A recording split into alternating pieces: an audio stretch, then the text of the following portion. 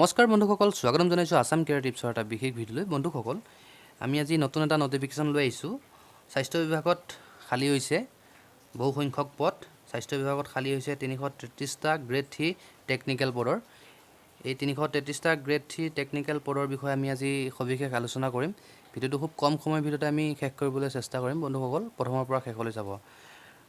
বন্ধুসকল, ভিডিঅ'টো আৰম্ভ কৰাৰ আগতে আপোনালোকক কওঁ যে যদি আপুনি আমাৰ চেনেললৈ আজি প্ৰথমবাৰৰ বাবে আহিছে তেতিয়াহ'লে আমাৰ চেনেলটো ছাবস্ক্ৰাইব কৰি কাষতে থকা বেল আইকনটো প্ৰেছ কৰি থ'ব। আমি এনেধৰণৰ ভিডিঅ'সমূহ দি থাকিলে নটিফিকেশ্যন হিচাপে আপোনালোকে পোনপ্ৰথমে লাভ কৰিবলৈ সক্ষম হ'ব। তেতিয়াহ'লে আহকচোন আমি সবিশেষ আলোচনা কৰোঁ। আহক আমি পদৰ বিষয়ে আলোচনা কৰোঁ। কোনটো পদ কিমান খালী আছে। ইয়াতে 1 নম্বৰত চাওক, ষ্টাফ নাৰ্ছ। ইয়াতে খালী পদ আছে 201টা।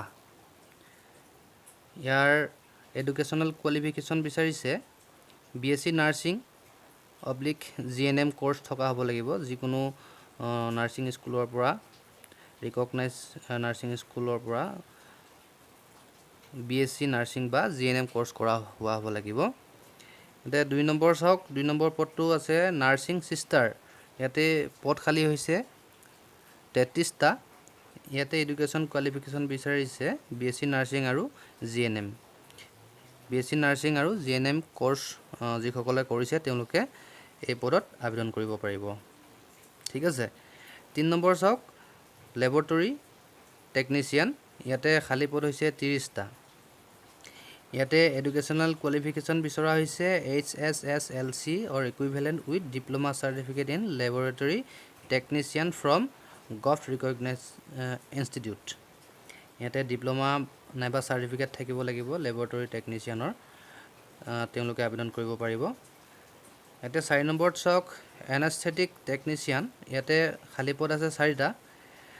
ইয়াৰে এডুকেশ্যনেল কোৱালিফিকেশ্যন বিচাৰিছে HSSLC with diploma in anaesthesia technician course থকা হ'ব লাগিব। তেওঁলোকে এই কোৰ্চৰ ডিপ্ল'মা থাকিলে আপোনালোকে এই পদত আবেদন কৰিব পাৰিব। 5 নম্বৰত চাওক, অডিঅ'মেট্ৰি টেকনিচিয়ান। ইয়াতে খালী পদ আছে 1টা। ইয়াতে এডুকেশ্যন কোৱালিফিকেশ্যন বিচাৰিছে bachelor degree in audiometry and speech pathology or equivalent as per NPPCD guidelines. NPPCD guidelines অনুসৰি ইয়াতে অডিঅ'মেট্ৰি আৰু স্পীচ পেথলজিৰ বেচেলৰ ডিগ্ৰী থাকিব লাগিব। তেওঁলোকে এই পদৰ বাবে আবেদন কৰিব পাৰিব। 6 নম্বৰত চাওক, ৰেডিঅ'গ্ৰাফিক টেকনিচিয়ান। ইয়াৰে খালী পদ আছে 7টা। ইয়াতে এডুকেশ্যন কোৱালিফিকেশ্যন বিচাৰিছে HSSLC ছায়েন্সত আৰু লগতে ৰেডিঅ'গ্ৰাফি টেকনিচিয়ান চাৰ্টিফিকেট থকাটো হ'ব লাগিব। চাৰ্টিফিকেট কোৰ্চৰ চাৰ্টিফিকেট থাকিব লাগিব। ইয়াতে ৰেডিঅ'গ্ৰাফি টেকনিচিয়ানৰ কোৰ্চ থাকিব লাগিব। তেওঁলোকে আবেদন কৰিব পাৰিব। ঠিক আছে। 7 নম্বৰ পদটো চাওক, ৰেডিঅ'থেৰাপি টেকনিচিয়ান। ইয়াতে খালী পদ আছে 2টা। ইয়াতে এডুকেশ্যন কোৱালিফিকেশ্যন বিচাৰিছে HSSLC ছায়েন্সত থাকিব লাগিব। লগতে diploma in radiotherapy technician course থকাটো বাধ্যতামূলক। তেওঁলোকে আবেদন কৰিব পাৰিব। 8 নম্বৰত চাওক, technician and audio' visual aids photography and artist for MEU। ইয়াতে খালী পদ আছে 2টা। ইয়াত এডুকেশ্যন কোৱালিফিকেশ্যন বিচাৰিছে ITA পাছ চাৰ্টিফিকেট নহ'লে চাৰ্টিফিকেট ইন TV মেকানিকত NCVT চাৰ্টিফিকেট থাকিব লাগিব। তেওঁলোকে এই পদটোত আবেদন কৰিব পাৰিব। 9 নম্বৰত চাওক, OT টেকনিচিয়ান। ইয়াতে পদ আছে 4টা। খালী পদ আছে 4টা। ইয়াতে এডুকেশ্যন কোৱালিফিকেশ্যন বিচাৰিছে HSSLC ছায়েন্সৰ লগতে equivalent with diploma in OT technician course from gov recognise institute. ইয়াতে OT টেকনিচিয়ান কোৰ্চৰ চাৰ্টিফিকেট থকাসকলে আবেদন কৰিব পাৰিব। 10 নম্বৰত চাওক, ECG টেকনিচিয়ান। ইয়াতে খালী পদ আছে 1টা। ইয়াতে এডুকেশ্যন কোৱালিফিকেশ্যন বিচাৰিছে certificate / diploma in ECG technician course or diploma in cardiac care technology তেওঁলোকে এই পদটোত আবেদন কৰিব পাৰিব 11 নম্বৰত চাওক ডেণ্টেল টেকনিচিয়ান ইয়াতে খালী পদ আছে 4টা ইয়াতে এডুকেশ্যন কোৱালিফিকেশ্যন বিচাৰিছে HSSLC সায়েন্সৰ or equivalent with 2 years diploma in dental technician course from Gov recognized institute ইয়াতে 2 বছৰ ডিপ্লোমা বিচাৰিছে ডেণ্টেল টেকনিচিয়ান কোৰ্সৰ যাৰ আছে তেওঁলোকে আবেদন কৰিব পাৰিব 12 নম্বৰত চাওক prosthetic and orthotic technician ইয়াতে খালী পদ আছে দুটা ইয়াতে এডুকেশ্যন কোৱালিফিকেশ্যন বিচাৰিছে bachelor degree / diploma in orthotic technician course from a recognised institute ইয়াতে ডিপ্লোমা বিচাৰিছে অৰ্থোটিক টেকনিচিয়ানৰ যিসকলৰ আছে তেওঁলোকে আবেদন কৰিব পাৰিব 13 নম্বৰত চাওক স্পীচ থেৰাপিষ্ট ইয়াতে খালী পদ আছে দুটা এডুকেশ্যন কোৱালিফিকেশ্যন বিচাৰিছে HSSLC সায়েন্সৰ equivalent with degree in speech therapy from a state central government recognised institute ইয়াতে স্পীচ থেৰাপিৰ ডিগ্ৰী থকাটো প্ৰয়োজনীয় 14 নম্বৰ চাওক ফিজিঅথেৰাপিষ্টৰ খালী পদ আছে দুটা এটা এডুকেশ্যন কোৱালিফিকেশ্যন বিচাৰিছে degree / diploma of physiotherapy from gov recognised institute ইয়াতে ফিজিঅথেৰাপিৰ ডিপ্লোমা থকাটো বাঞ্ছনীয় 15 নম্বৰত চাওক অকুপেশ্যনেল থেৰাপিষ্ট ইয়াতে খালী পদ আছে দুটা এডুকেশ্যন কোৱালিফিকেশ্যন বিচাৰিছে degree / diploma of physiotherapy from gov recognised institute number চাওক multi rehabilitation worker / MRW technician / therapist ইয়াতে খালী পদ আছে 4টা ইয়াতে এডুকেশ্যন কোৱালিফিকেশ্যন বিচাৰিছে HSSLC science or equivalent from recognized board with diploma in multi rehabilitation works / MR technician course from a recognized institute ইয়াতে multi rehabilitation ৱৰ্কছৰ আৰু লগতে MR টেকনিচিয়ানৰ ডিপ্লোমা কোৰ্স থকাটো বাধ্যতামূলক 17 নম্বৰ পদটো চাওক কেটেলগাৰ ইয়াতে খালী পদ আছে এটা এডুকেশ্যন কোৱালিফিকেশ্যন বিচাৰিছে graduate with degree diploma in লিভাৰেৰী science from gov recognised institute with DTP চাৰ্টিফিকেটৰ লগতে লিভাৰেৰী সায়েন্সৰ ডিপ্লোমা নাইবা ডিগ্ৰী থকাটো বাধ্যতামূলক ইয়াতে 18 নম্বৰ পদটো চাওক টেকনিচিয়ান ফৰ CSS ইয়াতে খালী পদ আছে 8টা ইয়াতে এডুকেশ্যন কোৱালিফিকেশ্যন বিচাৰিছে HSSLC or equivalent with certificate course in CSS from recognized institute ইয়াতে recognized শিক্ষানুষ্ঠানৰ পৰা CSS ত চাৰ্টিফিকেট থকাটো প্ৰয়োজনীয়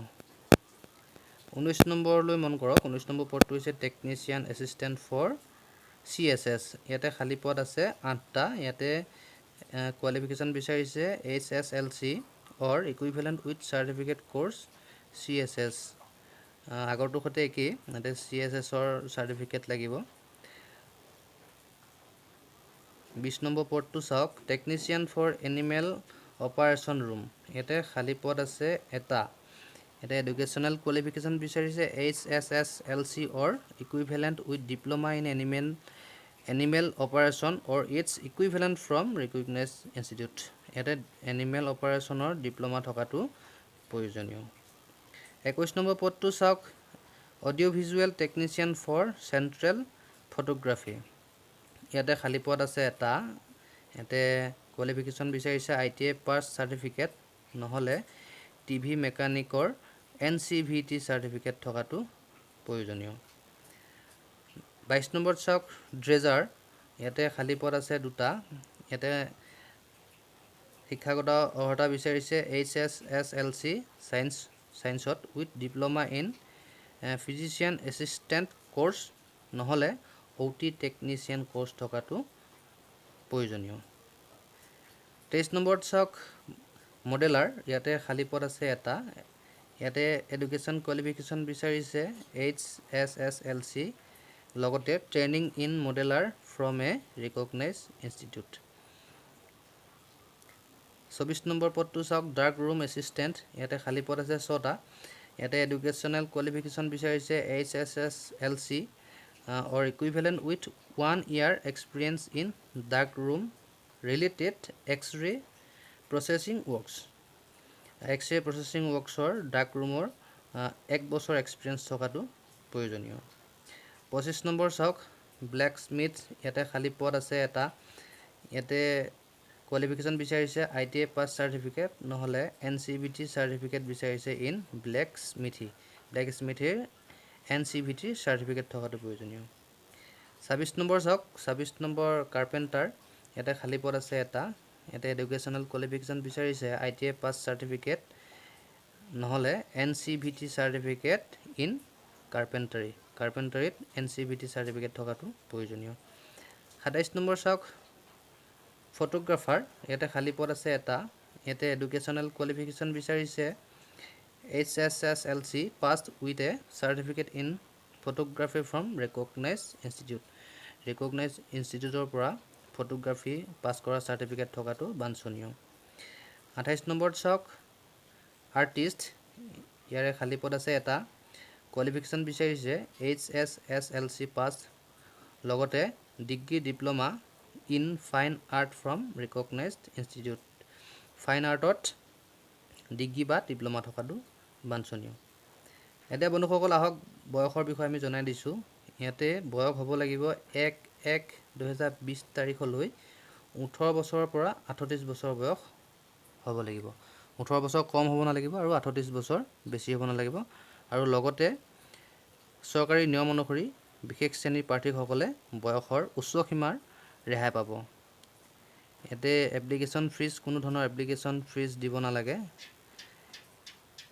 এতিয়া হওক আমি কেনেদৰে আবেদন কৰিব পাৰি তাৰ বিষয়ে আমি জনাই দিওঁ কেনেকৈ আবেদন কৰিম আবেদন কৰিবলৈ আপোনালোকে অনলাইন আবেদন কৰিব লাগিব অকল অনলাইন মাধ্যমেৰেহে আবেদন কৰিব পাৰিব ইয়াতে আবেদন কৰিবলৈ ডাইৰেক্টৰেট অফ মেডিকেল এডুকেশ্যন DMEৰ যেটো অফিচিয়েল ৱেবসাইট www.dme.assam.gov.in এই ৱেবসাইটটোলৈ গৈ আপোনালোকে অনলাইন আবেদন কৰিব পাৰিব অনলাইন আবেদন চলি থাকিব 30/5/2020 তাৰিখলৈ অৰ্থাৎ 30/5/2020 তাৰিখে ইয়াৰ আবেদনৰ অন্তিম দিন গতিকে বন্ধুসকল ভিডিওটো ইমানে আছিলে যদি ভিডিওটো ভাল লাগিলে তেতিয়াহ'লে লাইক কৰিব আৰু কিবা জানিব লগা থাকিলে কমেন্ট কৰিব আৰু যদি আপোনালোকে এই অফিচিয়েল বিজ্ঞাপনটো আপোনালোকে চাব বিচাৰে তেতিয়াহ'লে ডেসক্ৰিপচনত লিংকটো দি দিম আপোনালোকে সবিশেষ চাই ল'ব পাৰিব আৰু শেষত আপোনালোকে যদি আমাৰ চেনেললৈ আজি প্ৰথমবাৰৰ বাবে আহিছে প্লিজ চেনেলটো সাবস্ক্ৰাইব কৰি থব আমি এনে ধৰণৰ ভিডিঅ'সমূহ আপোনালোকলৈ আগবঢ়াই থাকিম আৰু লগতে নটিফিকেশ্যন পাবৰ বাবে বেল আইকনটো প্ৰেছ কৰিবলৈ নাপাহৰিব তেতিয়াহ'লে আজিলৈ ইমানেই ধন্যবাদ